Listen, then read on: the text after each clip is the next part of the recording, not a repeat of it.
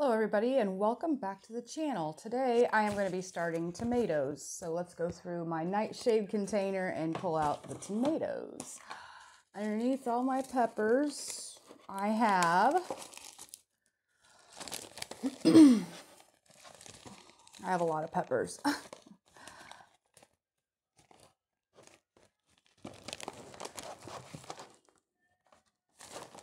Okay, I got all the tomatoes out, so they'll probably end up going on top now since I'm done planting peppers. I found the other packets of peppers, by the way, and I ended up sowing them from the last video, and what I added was some slim cayenne longs and some yellow wax Hungarian peppers and some more Carnival Blend peppers. It's not Burpee's Carnival Blend, it's some Dollar Tree brand, but it's the same thing. Well, let me fix my microphone here. So I have blue cream berries, and I have 2 packs of those. Paul Robeson tomatoes, and I have 2 packs of those. Pink Fang, I think this is a new one this year, and I have 2 of those. I have 2 black strawberries, 1 Sunrise Bumblebee, Martino's Roma that I grew last year, and they're a smaller paste tomato. These are So Easy Basic Roma tomatoes.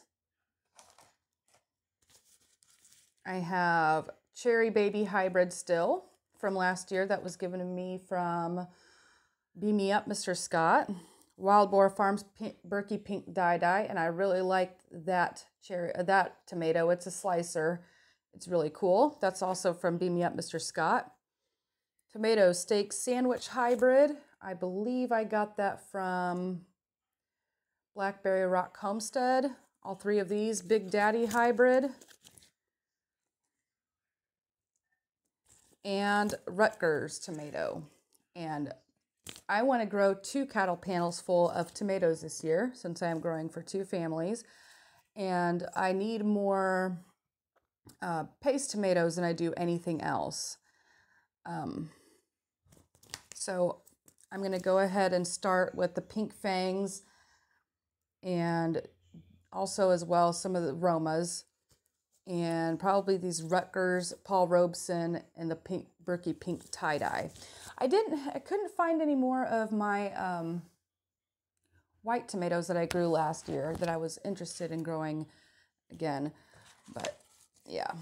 And then I'm going to grow 1 of each of these cherry tomato kinds. Oh, I don't know why I'm struggling to talk today. So I guess I can go through and read the backs of these packages since I did that in my pepper video. So the blue cream tomato. Blue cream berry tomato. Stunning cream amber cherries with purple blue splashes on the shoulders. Delicate complex flavor, prolific. All right, Sunrise Bumblebee. Luminous swirls of reds and oranges inside the oblong cherries and out. Sweet, fruity taste. Black Strawberry, and I believe these are a new one too this year. 60 days, 1 ounce fruit is marbled blue, scarlet, and gold. A bowl full resembles a luminous bunch of gems, and the flavor is decadent and indulgent with perfect sweet and tart balanced flavor. Extremely productive early. Obvious choice for gardeners and market farmers. And those looked really pretty. Okay, Paul Robeson says a Russian variety lovingly named for the famous opera singer Paul Robeson. Amazing flavor that is so distinctive, sweet, and smoky. 7 to 10 ounce fruit of red brick color. And then Pink Fang. Indeterminate regular leaf, a fantastically meaty and sweet paste tomato for making superb sauces or fresh eating. The 6-inch long fruit have very few seeds and dry flesh. Try making this variety into paste or marinara. You won't be disappointed. So excited. Oh, I got these packets too. Let's see what they say. This is the Rutgers. Rutgers has proven itself for years to be highly productive. Large, attractive fruits with thick, solid flesh, superior flavor, delicious in salads, unsurpassed for home canning. Indeterminate. So I'm excited to grow those for sure. And these are my maybes. The Big Daddy hybrid, I'm sorry. Breakthrough for taste, size, and disease resistance and yield. Produces huge 15-ounce fruits. Indeterminate.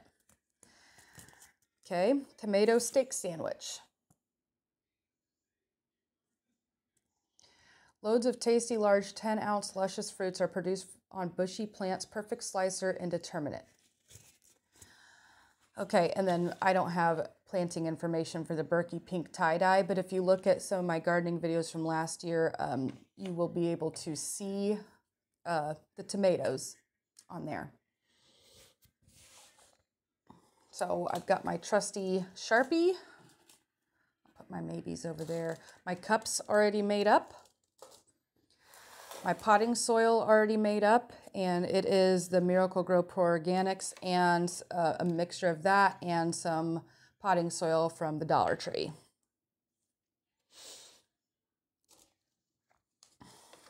So since I want to do a lot of canning tomatoes, I am definitely going to plant some of these Rutgers for like diced tomatoes, I believe, that I want to do with them. And I'll probably dice up some of them Paul Robesons too and see how they turn out. Yeah, I'm going to be planting a lot of these in the pink fang. I'm probably going to at least have 8 plants of, I'm going to aim for 1 full cattle panel full of paste tomatoes. So that's going to be a lot of pink fang tomatoes. And I'll probably stick some of the Romas, even though they're a determinate plant, which means that they grow out into a bush. If you don't know the difference between determinate and indeterminate plants, is indeterminate, it just keeps growing and growing and growing all season until the frost hits it.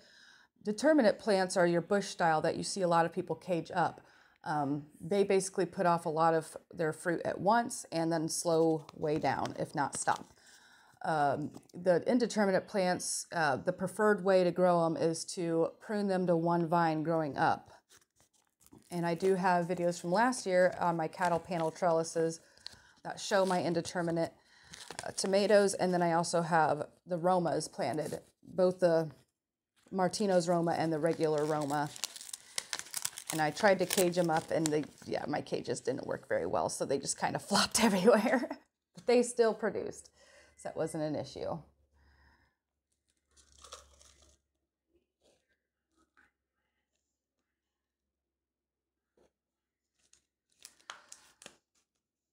And so these are going to be sowed the same depth as the peppers, which would be 1/4 inch deep because of the size of the seed.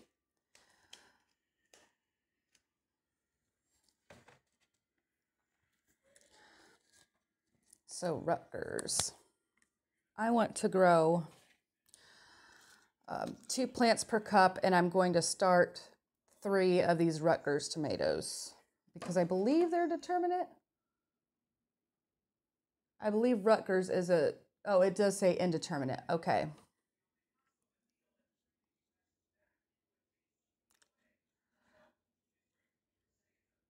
So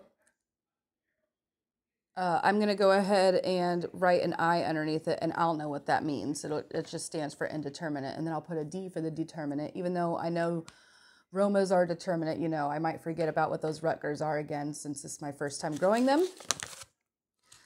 But I am going to aim to put 3 seeds per cup and thin them out to 2.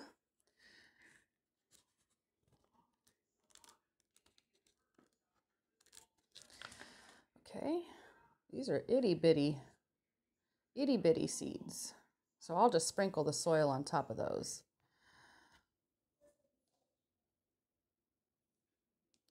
And what's cool about tomatoes is you can grow them under your grow lights with or without a heat mat. They will start earlier if you do put a heat mat underneath them, but it's not necessary.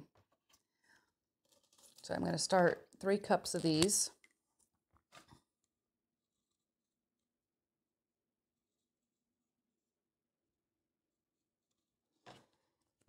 And I wanted to give a shout out to Kevin. Hi, Kevin. Your hair looks nice. Guys, Kevin's my son's best friend, and they're in band together. And he watches my videos, and he doesn't comment or anything like that. But I heard he watches all my videos. I see you, Kevin.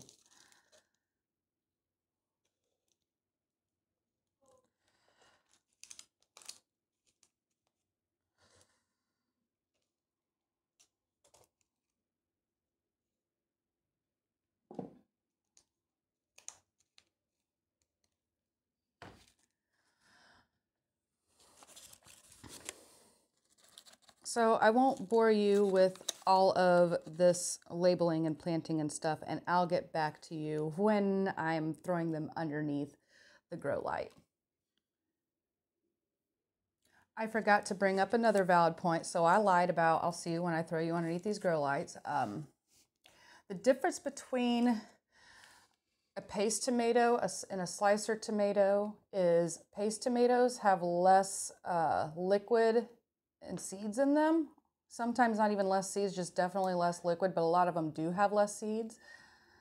And yeah, so the slicers are your more bigger ones, and then your paste tomatoes are meatier, they're less juicy, they have a thicker, pastier quality to them, hence paste tomatoes. But yeah, slicer tomatoes, you think about slicing and putting on a burger or something. Just letting you know in case you didn't know. Okay, so I have 3 cups, and these all have 3 seeds apiece in them. The 3 cups of Rutgers, 9 cups of the pink fang, 2 cups of the Paul Robeson, 2 cups of the pink Berkey tie-dye, and I did find my white Tomasol seeds. And so I have 2 cups of the white Tomasols. Unfortunately, in this tray, let me show you, I have no room for my Determinate plants or my cherry tomatoes. So that's going to probably, quite honestly, I only have 1 grow light. I'm probably going to end up winter sowing them when the weather gets better out. I could start them now if I wanted to and bring them in when the temperature drops too low, like below 40. I know that tomatoes can't take a light frost either. It's just not good, but it's been pretty warm in the evenings around here, but I don't know if I want that responsibility since we have the horses on a different property and we got to go out there and we spend a lot of time with family and friends and things like that. So I'm just going to wait. Cherry tomatoes are more ready to pick from faster than the other tomatoes. And since I have pink fang started, I would like to try those out anyway before I decide to start more Romas, even though Romas are my go-to must-have tomatoes. They might take the place of my Romas. We'll see. But yeah, I think I'm going to have my cattle panel full of the Rutgers and the pink fang for sure, and then these slicers and my cherries on another cattle panel. So again, if you want to see my grow light setup and how I have gotten away with not using a heat mat and this, that, and the other, check out my last video on restarting pepper seeds and what went wrong and tips and other hacks and things like that. I can't remember exactly what I called it, but it does show you my grow light setup, talks about what kind of soil I'm using to start these seeds with and everything else and why I'm choosing that. It's a pretty lengthy 30-minute video, but if you want the information, it is there. All right, everybody, I will see you next time on my channel. Thank you for stopping by. And as always, always, always, I love you and so does Jesus. God bless.